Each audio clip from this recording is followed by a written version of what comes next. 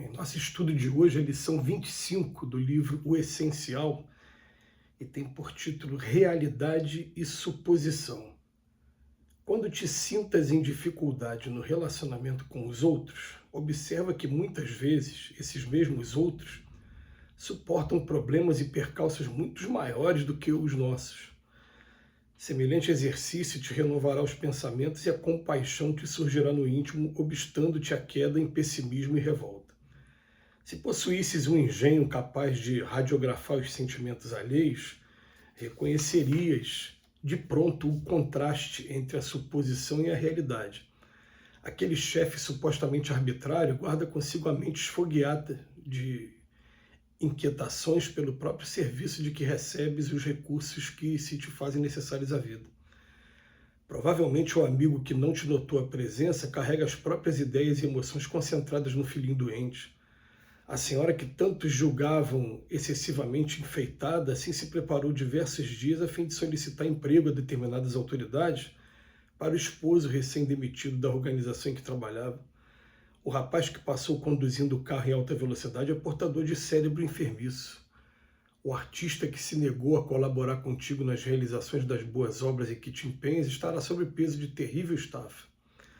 A ninguém julguemos precipitadamente. Procuremos o melhor de cada situação e de cada criatura, de modo a seguirmos para diante com o melhor a fazer, esquecendo o desnecessário. Em muitos lances de marcha na direção de Deus, erramos a fim de aprender com segurança ou caímos de modo a levantar-nos para conquistar o equilíbrio seguro. Ninguém segue sem o apoio de alguém nos caminhos da vida. Em vista disso, compadeçamo-nos dos outros para que os outros se compadeçam de nós.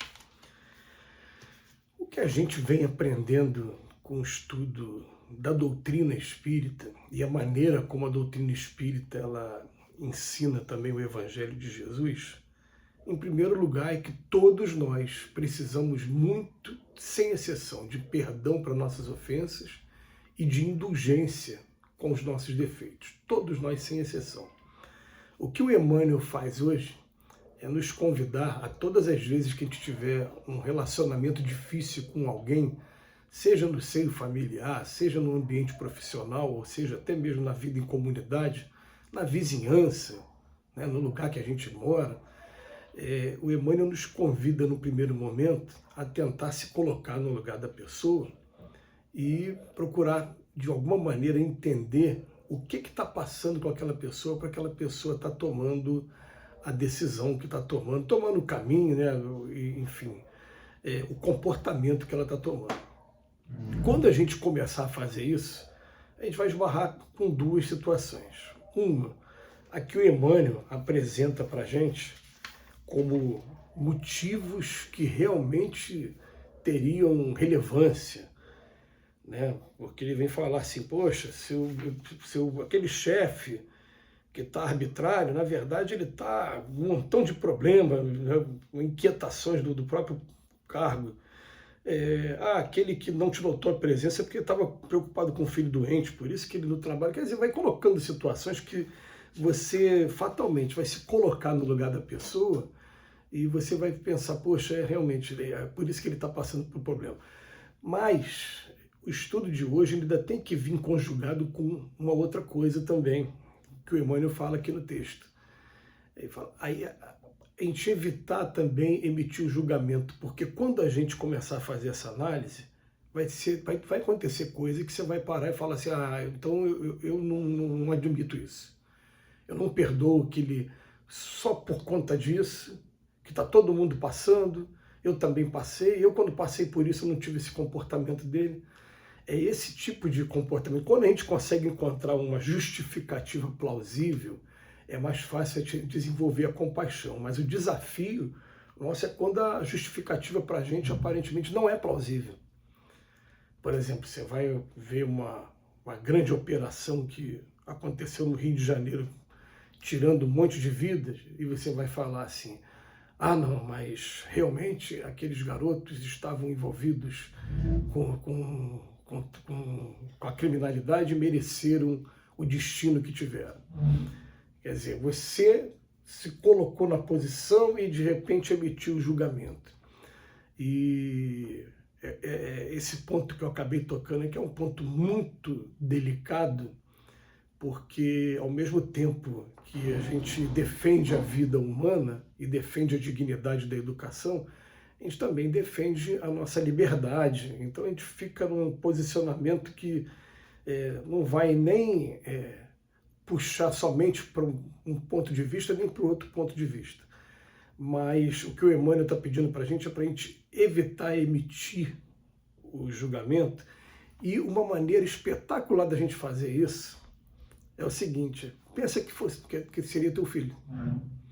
Eu sei que vai ter gente que vai falar assim, não, se for meu filho é bem feito, porque eu criei desse jeito, ele tomou o caminho desse jeito porque ele quis.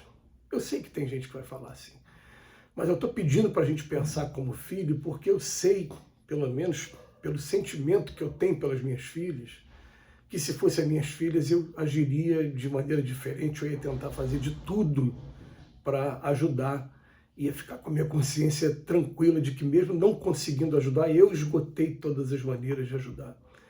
Isso é que é interessante, né? E para poder falar desse tema de hoje, a melhor maneira é essa, é a gente pensar lá que no capítulo 14 do Evangelho, Santo Agostinho fala assim, no texto 9, ingratidão dos filhos, espíritas, compreender agora o grande papel da humanidade, compreender que quando vocês produzem um corpo, o espírito que nele encarna vem do espaço para progredir, e toda a missão de vocês vai ser fazer com que esse espírito se aproxime o máximo de Deus. Não vai ser cobrado o saber da terra, as formações intelectuais, faculdade, pós-graduação, nada disso. Vai ser cobrado da gente que a gente desde o início observe cada detalhe e vá como bom jardineiro, sempre aparando as arestas através de um processo chamado educação, lembrando que a origem de todos os defeitos está no egoísmo. Agora, se você não fizer isso, daqui a pouco você pode ficar atormentado pelo remorso de voltar ao plano espiritual, encontrar aquele espírito que era teu filho numa zona de sofrimento, quando você podia ter ajudado e não ajudou. A gente está aprendendo a desenvolver esse amor pelos nossos filhos. Quando a gente começar a olhar para os nossos vizinhos, para os nossos amigos profissionais, do ambiente profissional, e fizer a mesma coisa, começar a ter essa empatia e, acima de tudo, perdão das ofensas e indulgência com os defeitos dos outros. A gente pensar assim, não, hoje, se eu estivesse no lugar dele, eu não faria, mas eu não sei se no passado eu fiz.